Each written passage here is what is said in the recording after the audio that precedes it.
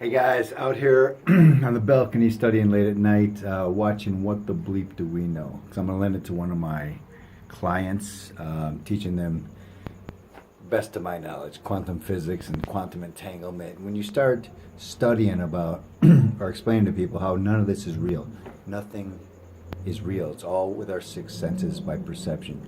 Very important to understand. Now, when I was watching this, because I work with a lot of people explaining this stuff, and I came up with a scale and just wrote it down tonight. And it starts from not believing. You don't believe any of this. You don't believe in any of this. You think this is solid reality and it's a one shot and then you die. You start from not believing.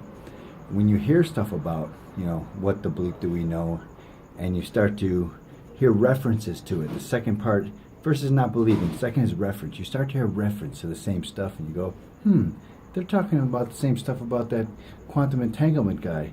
After reference comes curiosity. Curiosity leads into study.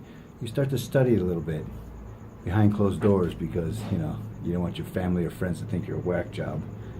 Curiosity leads to study. Then, as the more you study, understanding takes place. When you understand the concepts in a very formatted way, so to speak, at least intellectually, then you start believing. You start believing, hey, this is possible. This is, all these quantum physics guys and scientists are all saying the same thing. This reflected light is not real.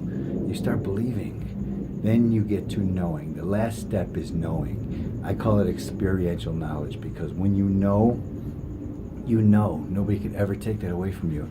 And I always compare it to when I tell people how many out-of-body experiences I've had in astro travel while I'm meditating. I'm outside my body, across the room looking at my body meditating. And most, 98% of the people, not believing, they start at the top of the list. I don't believe that. I'm at the other end of the spectrum already knowing because I have experiential knowledge. I've been out of my body hundreds of times, so I know. This is a sliding scale of understanding why we're here and what we're working with. And wherever you're at on that scale, that's fine. Just understand it's all a remembering. We know all this. We came here, we forgot it because we are the hands and feet of God, so we have to remember stuff. Remember, put it back together. You know this stuff. It's a remembering. If you get stuck somewhere, not believing, reference, understanding, you get stuck in the believing, you get stuck somewhere along the way, that's fine. You get stuck there. You got to zoom out and understand, hey, this is a sliding scale to get to knowing. Experiential knowledge that I create my reality.